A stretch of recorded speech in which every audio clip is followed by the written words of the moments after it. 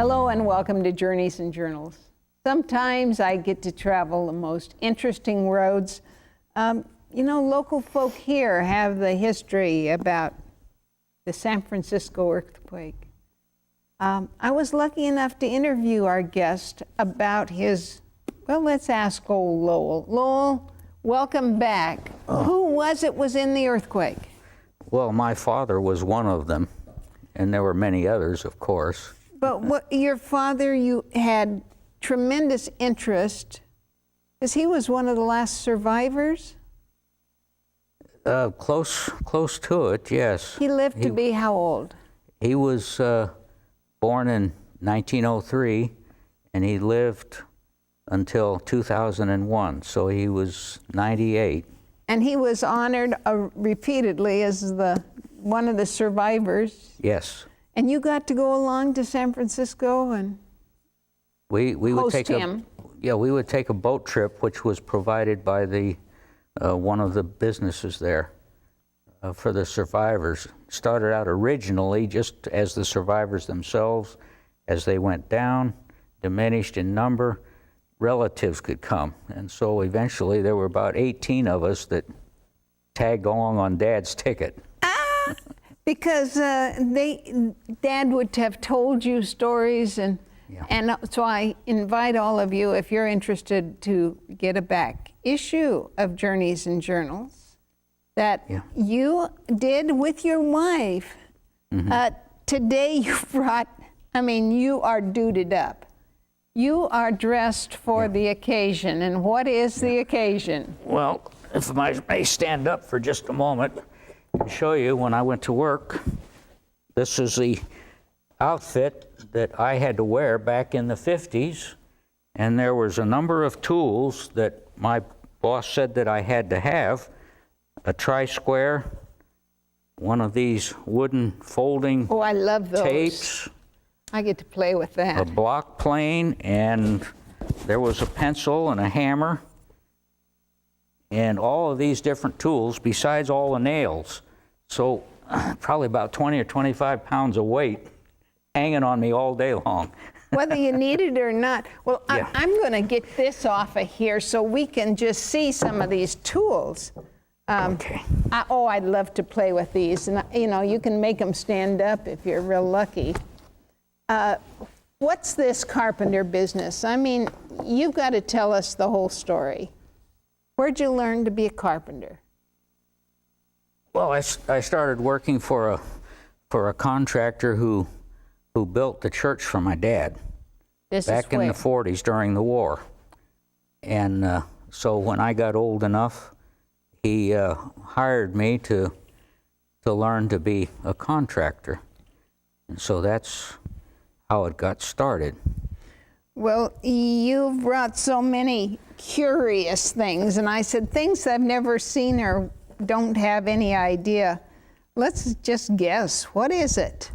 It looks like a treadle from a treadle. It was an electrical rheostat control for a sewing machine. It was? Mm-hmm. This is after treadle machines were gone. No wonder it looks kind of like a treadle. So you'd put your foot on that, and according to how far down you went, it's how fast the motor would go. Okay, now we know what that is. So that's that. What is this? Now what's next? What in the world? Well, this is a tool that I made for my model railroading, and well, that was one of the first shows we did together. Was you and model airplane? Well, you wanted me to bring something for railroading this time, so And you were out of Pottsville on Father's Day. Will you be there this year? We're going to try to be. Oh, they have a little train that goes round and around, and kids get to. It's called Gospel Train. Yeah. Now, what does that do? Okay, now this is a kitchen foil. Okay. And when you miniaturize something, you have to come up with a way of making it. And this is the way that I made corrugated iron. By running it across And this is pieces of an old laundry hose. Of course, folks. I don't know why I didn't think of that. So that's that one. And this is all part of your miniature. Oh. Now this was the only one that I know that exists, but there were 150 or 200 of these made, my dad's church, and they were given out to children. They were taken home and filled with coins and then brought back again. And as a young child, if I can take it a moment, my job was to take this seal off the bottom here. And there are 3 screws hidden under here, and I would take the screws out, open it up, take the money out, put it all back together again, and it'd be ready to give Next to another week. child. So that was for the missionaries. For the missionaries, and this is an Oakland church because they stayed after the San Francisco earthquake, right? Mm-hmm. And they had a ministry, incredible ministry there. Right. You know, if you have, this looks an awful lot like a plumb bob. That's what it is. That's an old type plumb bob. Now you see why we needed the table. Well, you brought this back again. Now that this has been on a recent show. Why, Mr. Ford, would you have Mr. Ford's, a different Ford family, obviously? Well, that's because I called you about somebody who would know about something old, and you said this man would, and this is an old tap, drills, and diameter chart, and I wanted to know about preserving it. And so when I went over there to see him earlier today, and you said to him that he had to give me something for this program today, so this is what he chose. Well, remember, folks, well, this is what it was all about. Because this is a branding iron for a log. Mm-hmm. You cut a log and it would be soft, wet, moist. And then they would brand it. And I'll tell you, this swings hard. Yeah. Young! It must be like that. And they say it makes a dent into the wood. That's right. What's the reason for that? Right. Well, branding, so they would know whose logs belong to who. And no thievery, supposedly. And that's what the Ford and Ford brand looked like. Oh, I'm so glad you stopped there and picked that up. What is it? That's a level. The tiniest little level. What shall I check out? We know that that's crooked. There we go. This is called a bubble level. Mm-hmm. I never saw one so small before. I always had them in a ruler. On a long board, yeah. That may have been a machinist level for metalworking. Would you know what this is? I brought this one to trick you. It has something to do with cows, I think. Folks, when my friend said, I have this, and I couldn't figure it out, but you are exactly right. We went on the internet, and it's about pulling. If you want to lead a cow, and you just do this to the nose, they just pull gently. Okay. And that's on the internet. Okay, who are these darlings? Well, that's me that's me right there. That's my 1950 grammar school graduation class. 8th grade? No. 6th grade? 6th grade. Yeah. In our schools, we had grammar school from 1 to 6, and then we had junior high from 7 through 9, and then high school from 10 through 11. Well, I'm sure you came all the way in from Illinois Valley. Yeah. Do you say the S or not?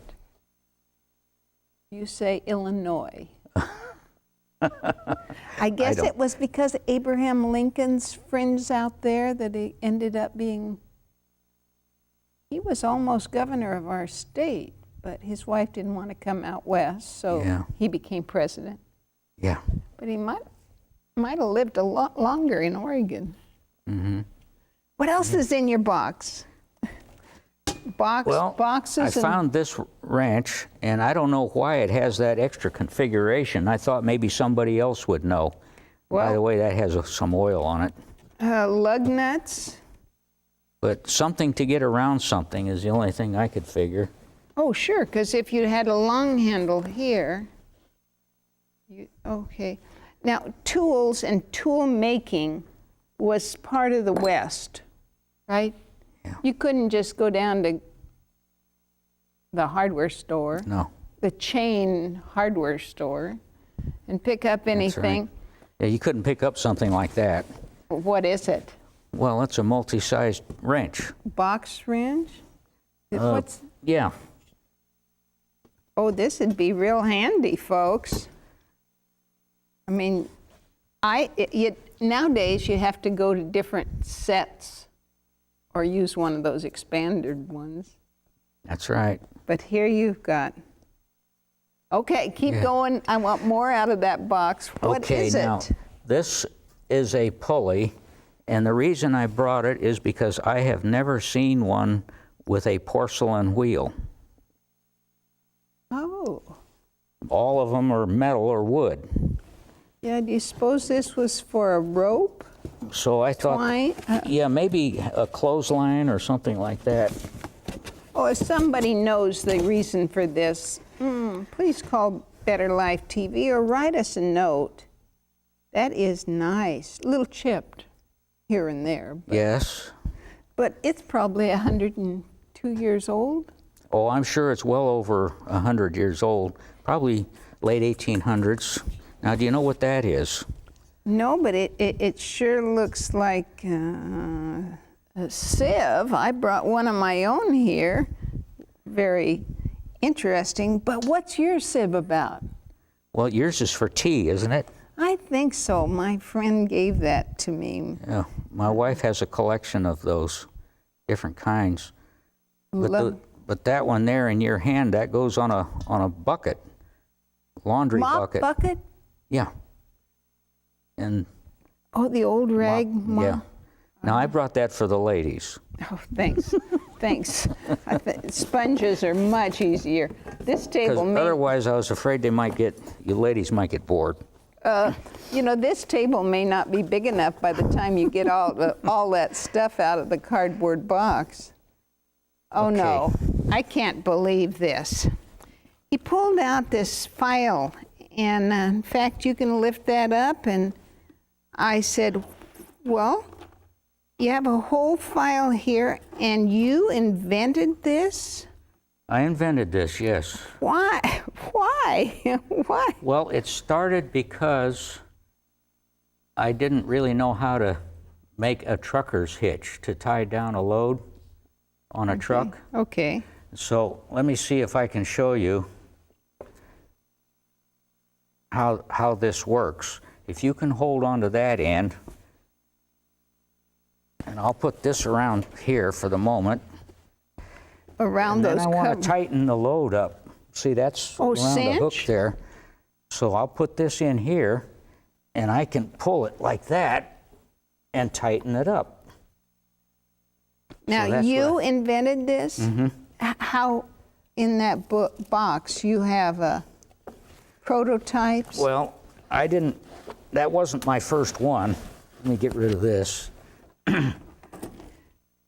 Folks, there's a genius down in all of us. I don't know which camera is supposed to be used to pick this up, but this was my first attempt at trying different things.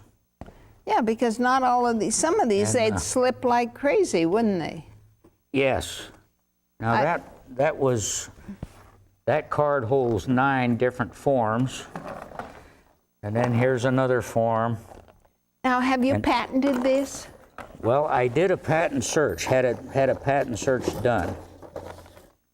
and they claimed that it was not patentable, if you can believe that.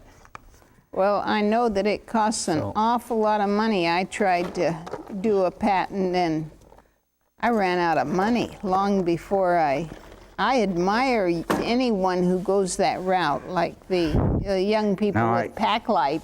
I had a market search done on it one time, and they say that they rate invented products from 1 to 100, and if you're in like from 90 to 100, it's going to sell. Oh. If you're 30 or under, forget it. This was rated at number 67, so it wasn't quite good enough to put on the market, but it wasn't a piece of... Now John. let me show you something else too. This is so pioneer. So much of what you've brought tells me about the pioneer spirit of our early... Now you've doubled the rope, and now... Oh, and it will not come loose. Will not come loose. So there's a lot of... this will hold almost every knot, including different sized ropes. Well, my friend Mark Axtell showed me his brother's invention, and you know what he named it? No.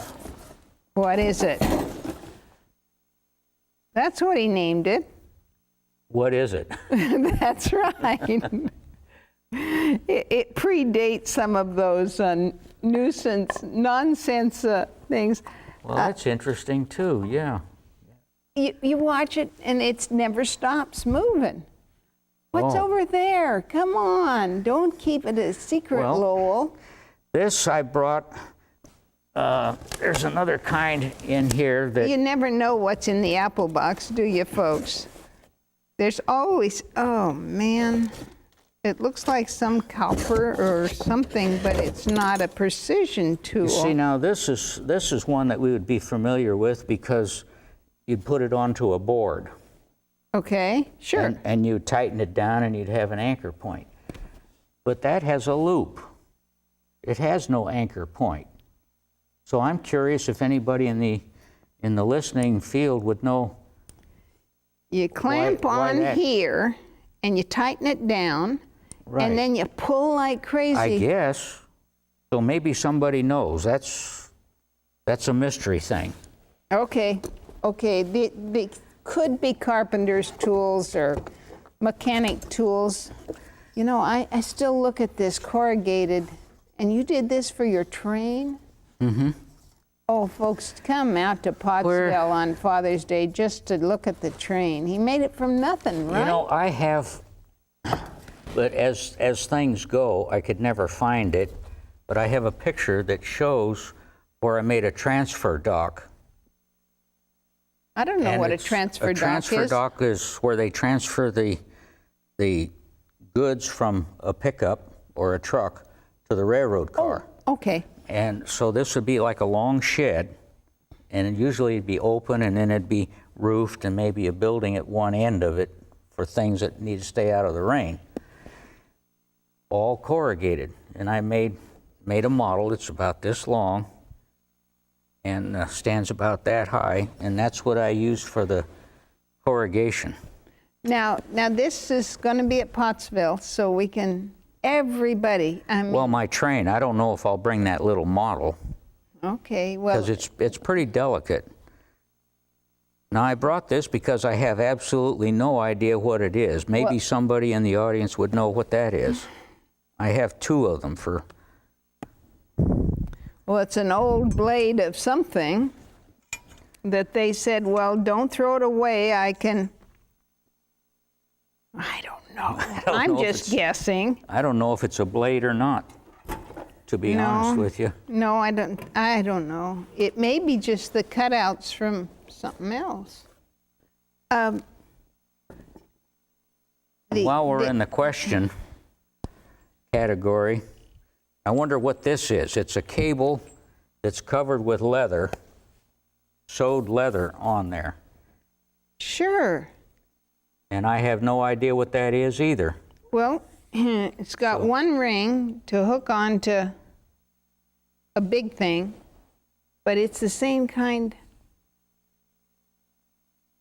Okay, folks, if you can help us decipher what one of these is. There's another one of those multi-sized wrenches. That was when they had square nuts. Universal. Square head on the bolt. Okay, so we have one size here, and then the big, little bigger, a little bigger, a little bigger, a little bigger. Yeah.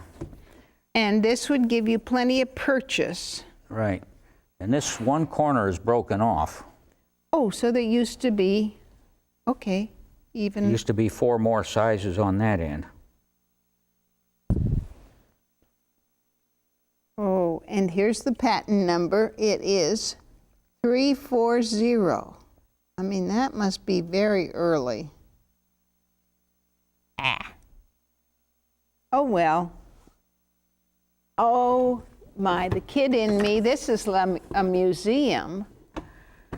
Well, he said we wouldn't have nearly enough time to get through all of this, but we're making great strides. Well, I hope I'm not pushing it too far. There's that, I found it. There's that picture. Oh, the shed? No, that's that transfer dock. Dock. And that's what you see on the roof is this.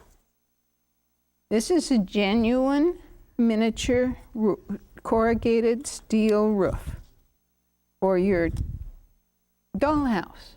For the miniature railroad, HO gauge, inside the house. That was before I went outside. Oh, you mean the train used to go through the living room? Well, it was a little thing. Oh. You know, just a little thing. Now it's big enough to ride. Okay, now I'm going to show you. It's called the what train? The HO gauge. But what about the big one at Pottsville? What do you call that? Well, actually, the gospel train. We call it Proclaiming Salvation and Gospel Railroad. Yeah. And it has 2 other names, Push, Shove, and Grunt. And it has Pugetville, Summit, and Glendon, because that's where we live. Now, what's this? Okay, this is a live animal trap that I thought I'd get rich on, but I didn't. And I brought some inventors. I brought just a few tools to show you. I had no idea how many tools I had to make. To make this. To make that live box. Animal trap. And this is one of them. You put a piece of metal down in this little groove right here. It was part of the box. And then I would clamp it, and that would close up, and then I could bend the metal to the shape that I wanted. And that's made out of anything I could find. Yes, including some PVC pipe here. No, maybe not. You still got more stuff to show me? Well, another invention. These are some of the wires involved with making these. And I'll show you. Okay. Here's step 1. You start with a straight wire, and I didn't bring the tool, it's too bulky. But the first set, I'd make 2 bends here, and then I'd make another set of bends here, and then this would curl around, and I don't think people can see it, but this is what I ended up with. And that is the safety latch that keeps the door down when the animal goes in. Well, you are certainly a genius when it comes to making things. And then here's another tool you can see. Is this for the train? No, this is for that trap. Okay. Now, I'd like to think that you got rich and famous with all your inventions. Well, they're all pastime. But that tool, As my husband calls it, the only difference between men and boys is the price of their toys. this tool here took a straight wire and bent it like this. Oh, wow. Do you have any more things in your box there? I can't believe. What's that turquoise thing way over on the other side of the box? This is part of Lowell's handiwork. He keeps records of everything. You have to. If you're going to be an inventor, you have to know where you've been and what worked. when it came to this invention, going back to the rope thing. Oh, boy. Look at that picture, folks. I had to keep records of everything. Of course. And you did. You got one tool in the very back of the... Oh, boy. Yeah. I can see this, and it's going to be a gripper. That was to make the oval, huh? Metal again? Now that... You told me we wouldn't have nearly enough time to look at all these boxes. I told you. What's behind you? Oh, this? Yes. You invented that too? Yeah, I made that too. Is that going to make something for the train? That's a walnut cracker. Okay. You put the walnut in here. And perfect walnut halves every time, huh? You have one more trick you wanted to show me before the time ran out? Well, this tool here, I made to drive staples with.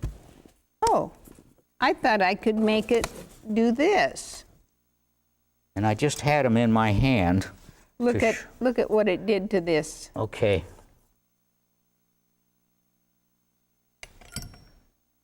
Oh my goodness. Folks. See, that would hold that like that, and you put it there and then hit your hammer and start it.